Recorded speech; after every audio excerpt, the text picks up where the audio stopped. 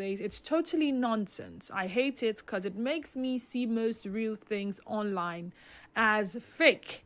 We're not using it for the purpose it was created for.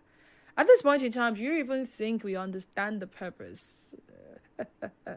Let's be honest. Do we really understand why AI was created in the first place? That's another question for another day. On WhatsApp, I have this message from TF Okechi. Good afternoon, Nigeria Info. It's Nigeria Info, by the way, not Nigeria Info. Please, can these AI tech companies just let the dead rest in peace and allow we Africans to do it the African way? This won't help at all. Instead, it will slow down the healing process. AI is artificial. We can't get answers to those questions we ask the dead at their graveside, spiritually/traditionally. So it's of no use. To me, it's like mocking the dead. And this one says, hi, is this AI going spiritually? Don't you think it has a negative impact? Not everyone can handle loss. So this might get some people to start acting weird. My thinking though, imagine me introducing this kind of thing to my grandmom who has lost her children. She will get more mad. This is Crown Ikpa. 0817-923-0002 and 0817-923-0003. Again, 0817-923-0002 and 0817-923-0003.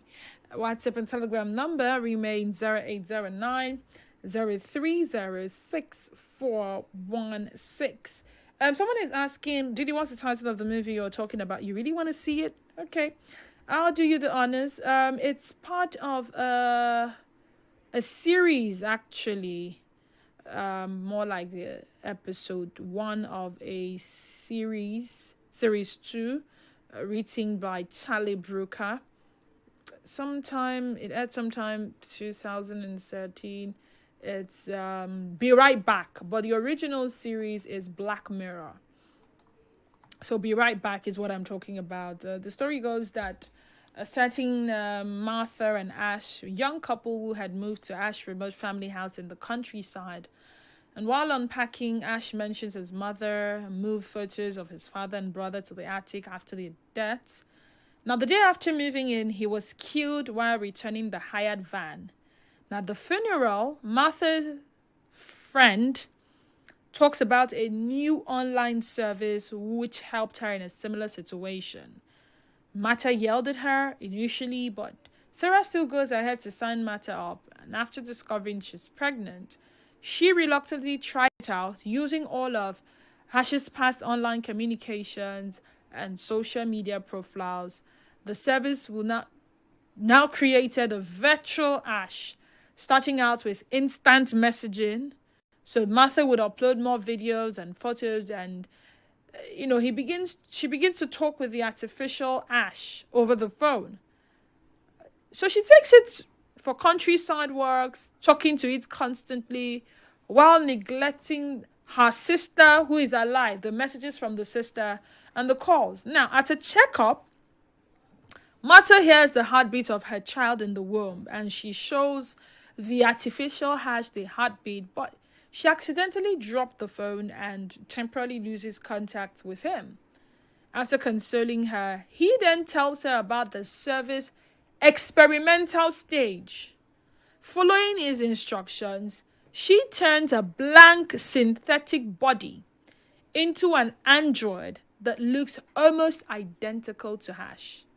From the moment the android is activated, she became uncomfortable and she was struggling to accept its resistance. And I'll explain how.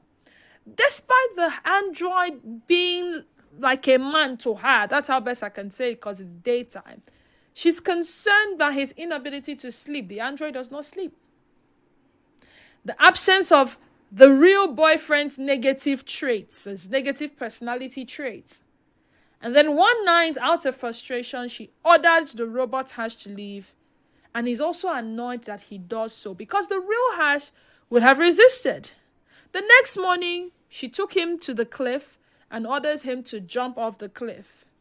As he begins to follow the order he wanted to jump off, she expresses her frustration that the Ash that she knows would not have simply obeyed. And then, of course, the android was now begging for his life. Several years later, the daughter is born. And on her birthday, she had kept the android version locked somewhere for years. It didn't die because it's not a human being. But she allowed her daughter to see the android on weekends, and she made an exception on the birthday. And they were just chatting. Remember, the real Ash is dead. What they're seeing, what they're having conversations with, what they're chatting with is an android replicating the good traits, not the bad ones. And it only tells how sometimes when you alter the natural order of things, you may not prepare for the outcome. But every action indeed has consequences. I know, see, I say this because have you read through a lot of tributes? If I can get just one more chance to speak with you, if I can get one more chance to see you, if I can get one more chance to hear from you, if I can get one more chance to be with you, well, artificial intelligence is making not just one more chance, but multiple chances possible. But would you want to take that chance? 0817-923-0002 and 0817-923-0003. Again, 0817-923-0002 and 0817-923-0003. You can also try calling 0817-923-0009. 0817-923-0009. And then the WhatsApp and Telegram number for your messages only is 0809-030-6416. Again, 0809-030-6416. I think the phone lines are acting up, and I want to sincerely apologize for that. And that's why I'm going to let you call. If you can call the WhatsApp number 0809-030-6416. I would gladly take your call. Or maybe you watch us live on Facebook and drop your comments in the comment section. The Facebook page remains Nigeria Info 92.3 PH. That's Nigeria Info 92.3 PH.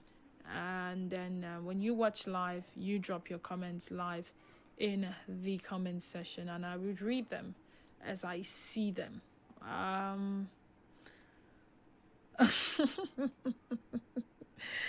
Nigerian Info, good afternoon to you and welcome to the sunny side.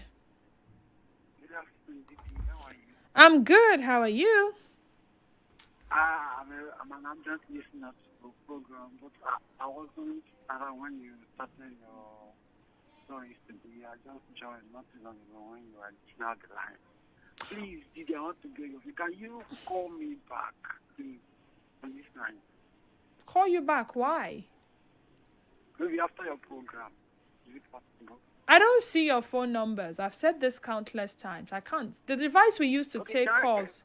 Can I call you? Can I just call my line? You take note of it and Why would you need me to call you back?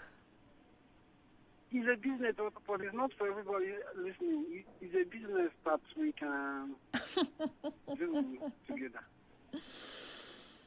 Do you follow me on social media? My big phone has issues now.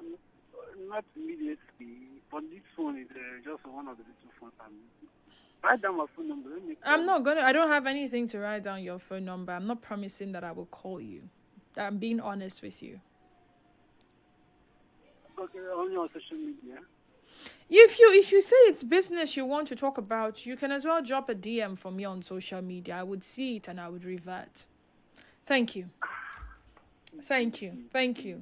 There's a right way to do stuff, and this way you're doing this way you're going about it is totally wrong. Thank you. All right. Yeah. Thank you. Thank you very much. Thank you. Let's learn to do things the right way. And for the benefit of those of us just joining, like he said, he wasn't listening from the beginning and he just listened when I started dishing out the phone number. So he just confirmed to me that I think the phone numbers are back up. We're talking about AI resurrection, determining whether it is comfort or a curse. This is because in the past 3, 4, 5 years, a lot of people have started relying heavily on artificial intelligence. Chat GPT, Gemini, as many tools as are readily available. I was doing something this morning, and let me not even hide it. I was interviewing some persons this morning, and upon interview, I realized that a lot of things that were sent were not generated by them. From the interview, I got to speak with them firsthand, and what I heard did not look like what had been sent before. It's a problem. I mean, I also remember some weeks ago, social intelligence. Someone sends us a message. We don't even know how to receive the message and asks the app to help us draft a good response for the person. Now, the person on the other end reads it and feels like they're chatting with someone really smart. And then they get to meet you physically, and you are a far cry. You are nothing like what they have been seeing online or what they've been experiencing or the you that they've been experiencing online. And I also made mention of the fact that it didn't begin today now. A fine guy, back then in school, would like a fine girl. He didn't have the words, but he reaches out to his roommates who had the swagger, who was sweet with words, to help write something he can forward to the girl. And the girl reads it, and she's mesmerized and all, and she falls for it. And who knows how long he continues to keep up. Or maybe his friend is good enough to train him to replicate him, and he moves. It's his special gift. He's very good with wooing women. So yes, artificial intelligence doesn't require us to go to that friend to help us draft a response for a girl.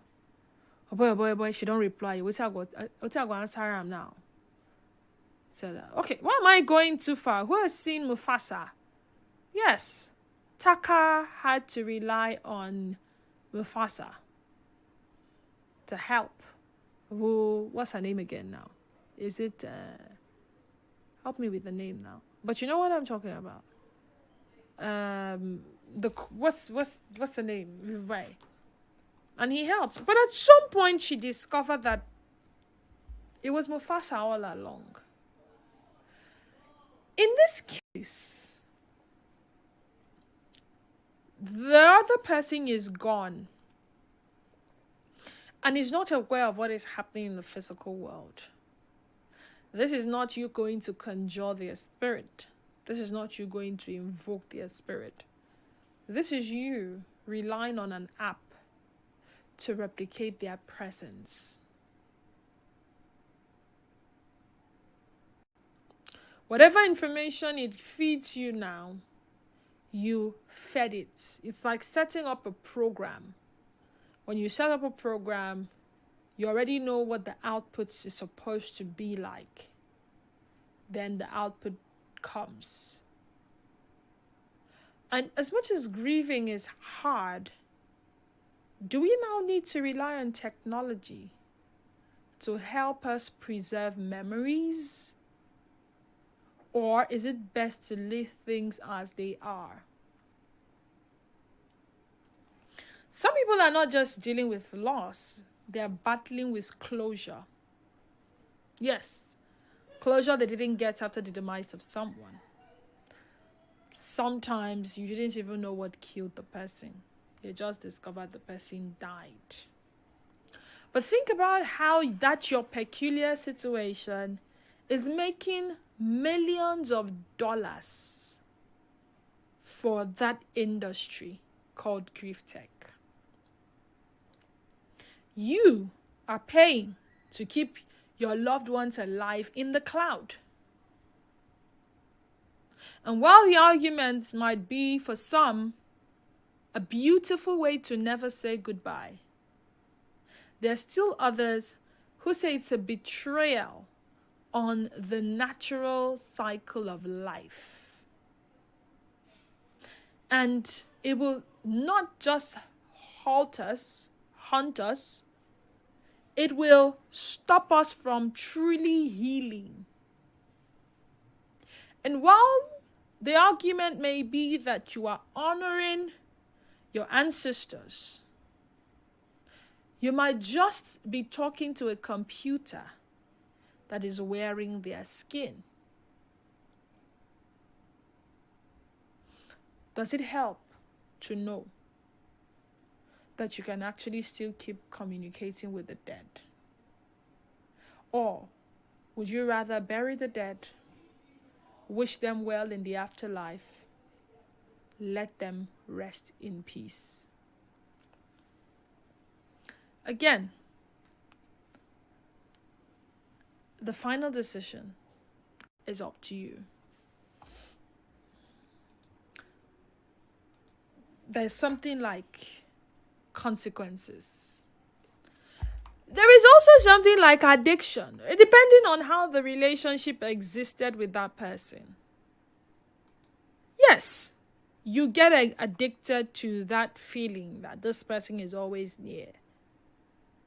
A broken heart, a stressful day, you want to reach out, you want to call the person. I have gist for you. What's the gist? What happened? If you knew what happened at the office today, this one happened, the other one happened, the other one happened. You're mentioning names, you're putting figures, you are personalizing chat, you're having deep chats with this person. And this person probably will respond as expected. And then the person begins to study you. Now, this is where it gets dicey. What if that same system is made to replicate you? Because everything is going to be recorded somewhere, somehow. Evolution. The connectivity of the world. What if it's a ticking time bomb? What if we would not have so many clones of Denise?